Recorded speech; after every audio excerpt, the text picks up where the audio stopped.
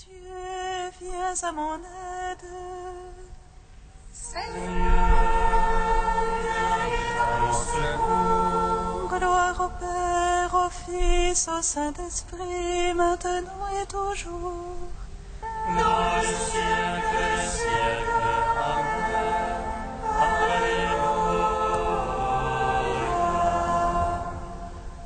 Viens, Esprit Saint, illumine nos cœurs, remplis-nous de ta paix, rends-nous murmures comme vent.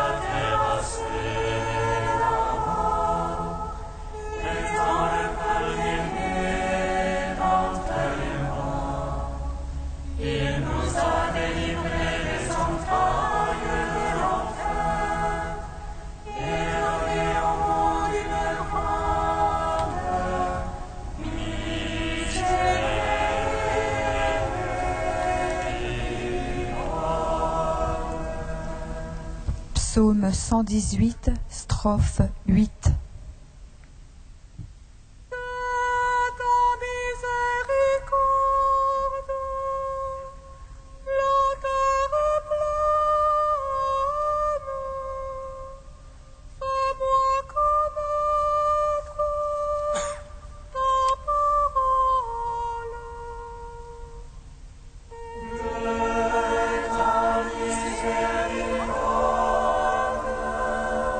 La terre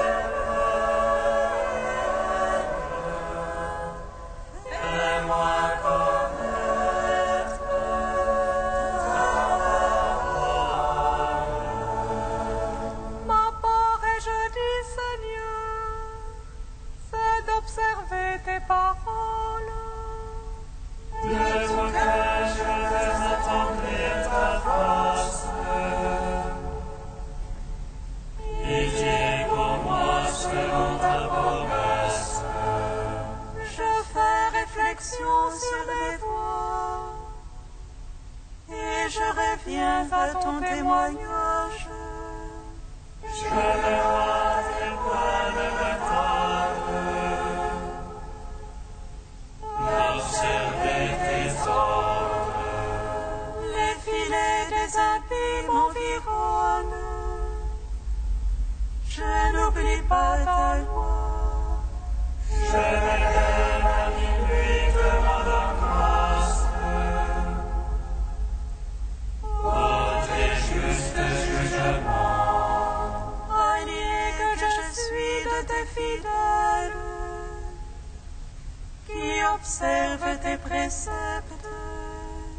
De ton amour, Seigneur, la terre est pleine. Apprends-moi tes volontés. Gloire au Père, au Fils, au Saint-Esprit. Pour les siècles des siècles. Amen. De ta miséricorde, la terre est pleine. Fais-moi connaître ta parole. Psaume 74. Bienheureux ceux qui habitent dans ta maison, ils chantent ta louange autour de ton autel. Ceux qui habitent dans ta maison, ils chantent ta louange autour de ton autel. À toi nous rendons grâce, ô Dieu, nous rendons grâce en invoquant ton nom. À toi nous rendons grâce, ô Dieu, nous rendons grâce en racontant tes merveilles. Au moment que j'aurais décidé, je ferai moi droite justice. La terre s'effondre et ses habitants, j'ai fixé moi ses colonnes. J'ai dit aux arrogants, pas d'arrogance, aux impies, ne levez pas votre front. Ne levez pas si haut votre front, ne parlez pas en raidissant l'échine. Célébrez en levant ni en couchant, au désert ni du côté des montagnes.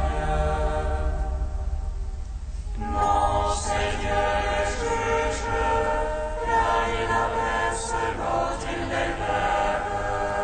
C'est une coupe dans la main du Seigneur, c'est un vin écumant plein d'aromates. Ils versent, ils en lèchent la nuit, ils boivent tous les impies de la terre. Et moi j'annoncerai à jamais, je jouerai pour le Dieu de Jacob. Je briserai le front des impies, mais le front des justes s'élèvera. Contre moi, au Père le Tout-Puissant, à son Fils Jésus-Christ le Seigneur. Par l'Esprit qui habite en nos cœurs, pour les siècles des siècles. Amen. Bienheureux ceux qui habitent en ta maison, ils chantent ta louange autour de ton autel. Psaume 75. En Juda, Dieu est connu. En Israël, grand est son nom. Sa tente s'est fixée en Salem, et sa demeure en Sion. Là, il a brisé les traits de l'arc, le bouclier, l'épée et la guerre. Toi, le lumineux, le magnifique, les montagnes débutèrent leur son triste. Les braves ont dormi leur sommeil. Tous ces guerriers, les bras leur ont manqué. Sous ta menace, Dieu de Jacob, le char et le cheval se sont figés. Toi, le terrible, qui tiendra sous le coup de ta fureur. Les cieux, tu fais entendre la sentence. La terre a peur et se tait. Quand Dieu se lève pour juger, pour sauver tous les humbles de la terre. La colère et les vents de en gloire. Tu descendras de l'échappée de la colère. Faites des feux, acquittez-les, le faites au Dieu. Ceux qui l'entourent, faites offrandes terribles. Il éteint le souffle des passes. Terrible au roi de la terre. Gloire au Père, au Fils, au Saint-Esprit. Pour les siècles, Amen. Bienheureux ceux qui habitent en ta maison, ils chantent ta louange autour de ton autel. Cantique d'Isaïe, page 294. Ils sont beaux sur les montagnes, les pieds du porteur de bonnes nouvelles, qui annonce la paix, qui apporte le bonheur, qui dit à Sion, ton Dieu règne. Une voix trinitaire élève la voix, ensemble ils crient de joie. Par les voix des cieux dans les yeux, le Seigneur revenant à Sion. Éclatez toutes en cris de joie, ruines de Jérusalem. Car le Seigneur console son peuple, il rachète Jérusalem. Le Seigneur établit son bras de sainteté sous les yeux de toutes les nations. Et toutes les extrémités de la terre verront le salut de notre Dieu.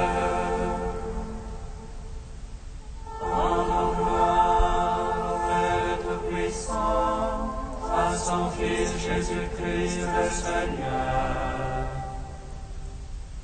Un esprit qui habite en nos cœurs, pour les siècles des siècles. Amen. Du Père Mata El Maskin, prière, Esprit Saint et unité chrétienne.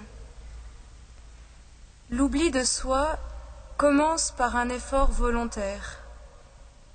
Mais quand on y persévère avec sincérité devant Dieu, Dieu nous l'accorde comme un don gratuit. C'est alors spontanément que nous ne recherchons plus chacun nos propres intérêts, mais plutôt que chacun songe à ceux des autres. L'homme dont le cœur s'est ouvert à Dieu se suffit de Dieu et ne doit plus rien demander pour lui-même. Celui dont le cœur ne s'est pas encore ouvert à Dieu a besoin de cœurs amis qui s'épanchent devant Dieu en sa faveur, afin que Dieu l'exauce par la prière fervente de ses frères. L'homme qui a connu Dieu et l'a aimé devient responsable devant Dieu de son frère, dont le cœur ne s'est pas encore ouvert à Dieu. C'est ainsi que Dieu atteint les pécheurs égarés loin de lui, par la prière de ceux qu'il aime et sont proches de lui. Ceux qui ont aimé le Christ et qui lui sont fidèles deviennent sur la terre de véritables ambassadeurs du Christ. Par leur prière et leur disposition à se dépenser, ils réconcilient Dieu avec les hommes et les hommes avec Dieu. Nous sommes donc en ambassade pour le Christ. Nous vous en supplions au nom du Christ, laissez-vous réconcilier avec Dieu.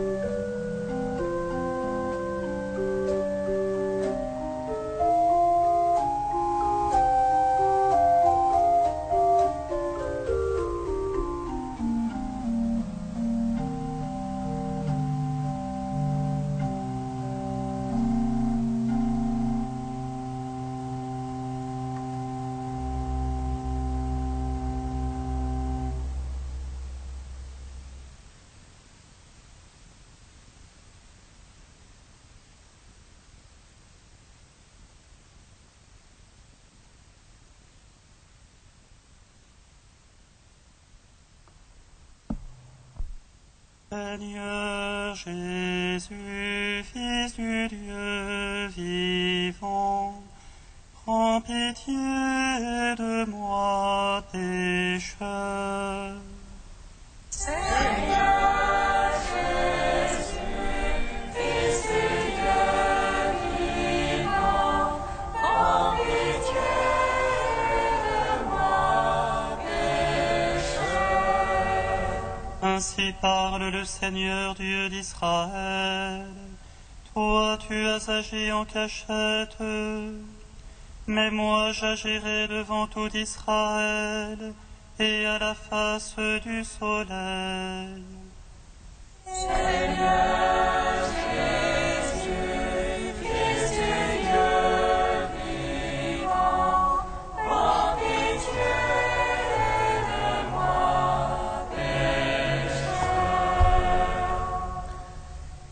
Lecture du second livre de Samuel. David avait gravement péché. Le Seigneur envoya vers lui le prophète Nathan qui alla le trouver et lui dit : Dans une même ville, il y avait 2 hommes. L'un était riche et l'autre était pauvre. Le riche avait des brebis et des bœufs en très grand nombre. Le pauvre avait tout juste une petite brebis qu'il avait achetée.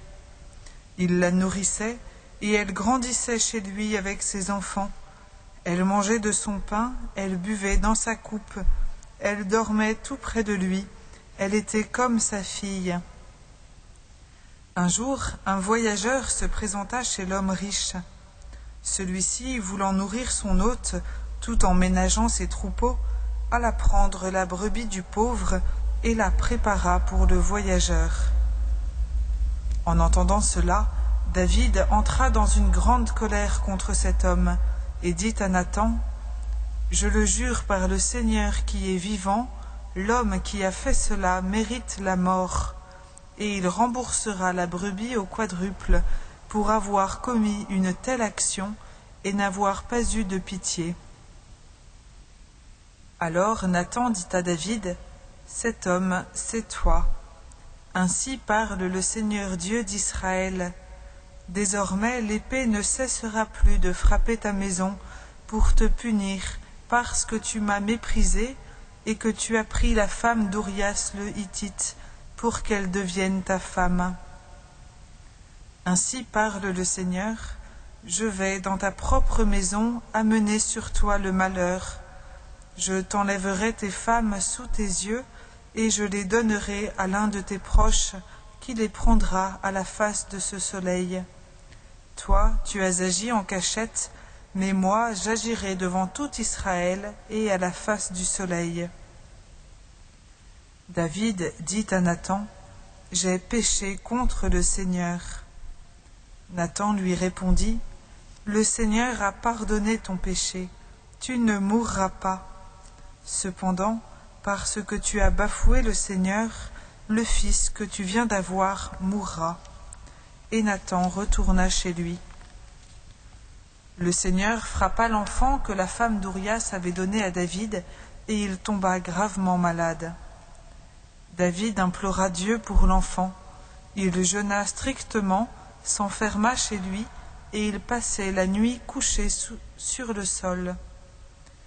Les anciens de sa maison insistaient auprès de lui pour le faire lever, mais il refusa, et il ne prit avec eux aucune nourriture. Gloire à toi, ô Dieu vivant, gloire à toi. Gloire à toi, ô Dieu vivant, gloire à toi.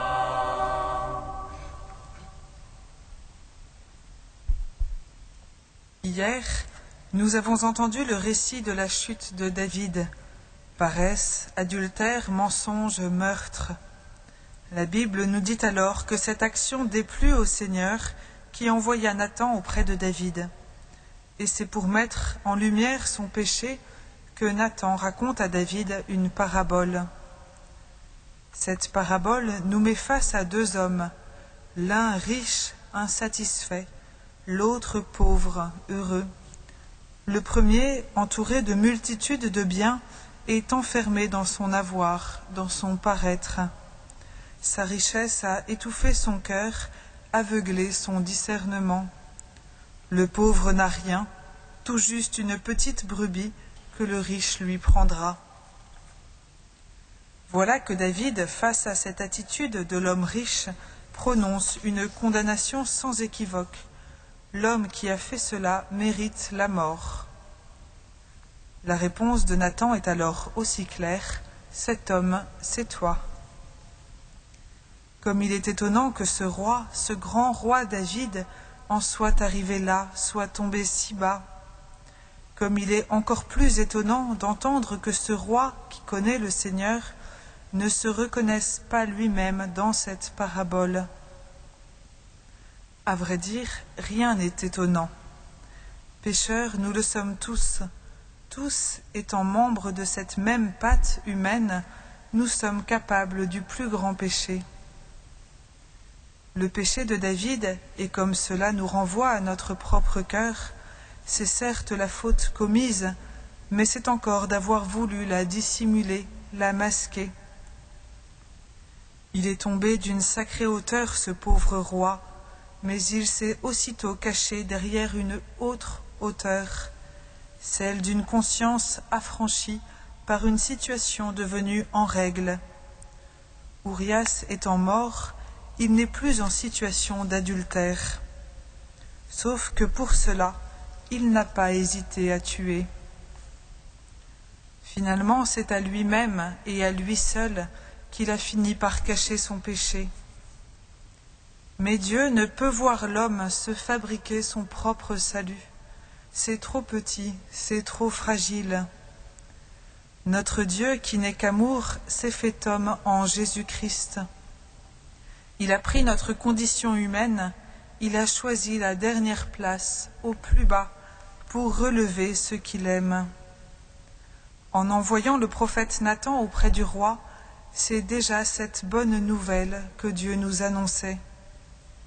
Nathan vient réveiller la conscience endormie de David, conscience aveuglée, étouffée, pour le rendre libre et vrai.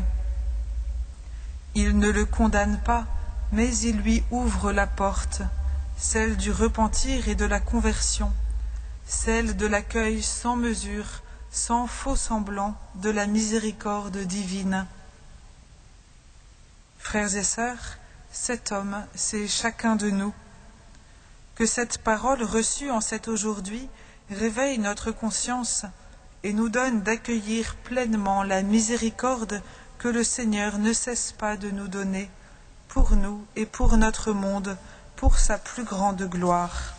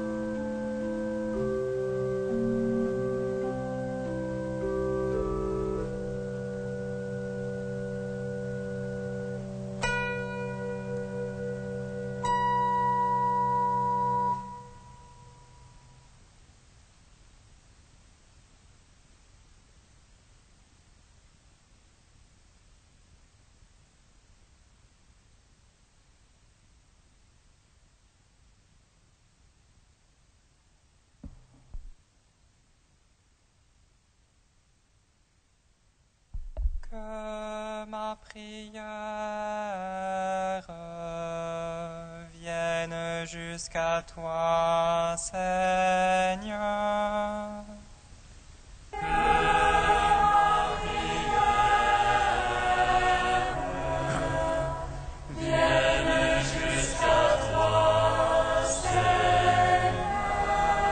Pour les familles séparées, Seigneur, nous te prions.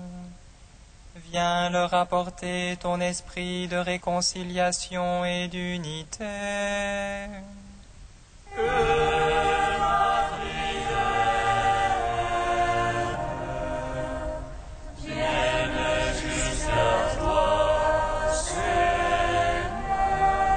Pour les jeunes religieux et consacrés qui se réunissent aujourd'hui, Seigneur, nous te prions.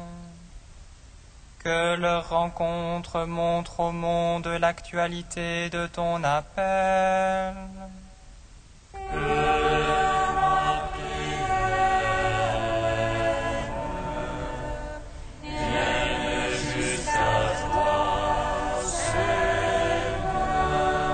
Pour les philosophes et théologiens qui étudient et enseignent les Écritures, avec saint Thomas d'Aquin, Seigneur, nous te prions.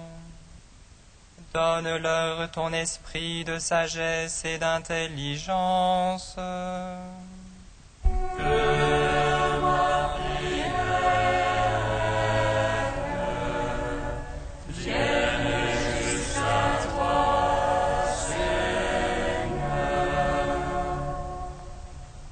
Dieu saint, saint fort, saint immortel, prends pitié de nous.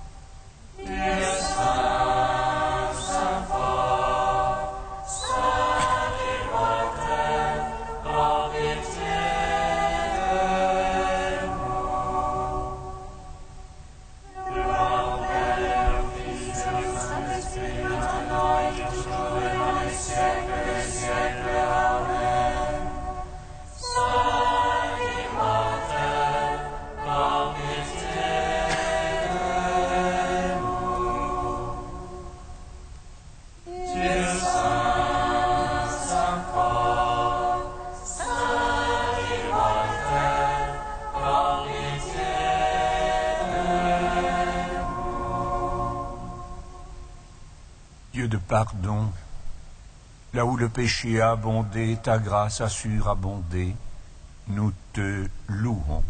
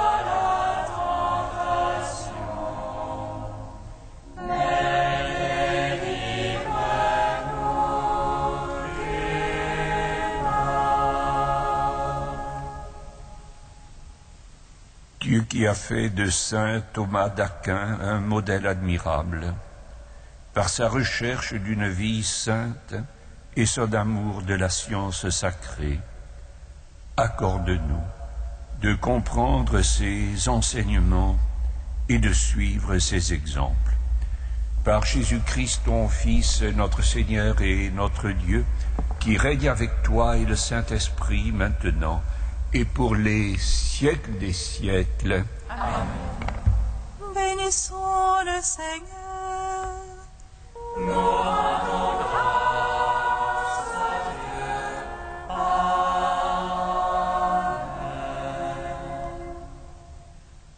L'ange annonça à Marie qu'elle serait la mère du Sauveur. Et elle conçut de l'Esprit Saint. Réjouis-toi, pleine de grâce, le Seigneur est avec toi. Tu es bénie entre les femmes et le fruit de ton sein est béni. Voici la servante du Seigneur, qu'il me soit fait selon ta parole.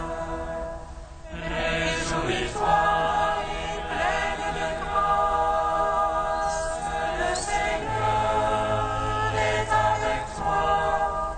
Tu es bénie entre les femmes et le fruit de ton sein est béni. Et le Verbe s'est fait chair, et il a demeuré parmi nous. Réjouis-toi, Marie, pleine de grâce, le Seigneur est avec toi. Tu es bénie entre les femmes et le fruit de ton sein est béni. Vi salutiamo, Maria,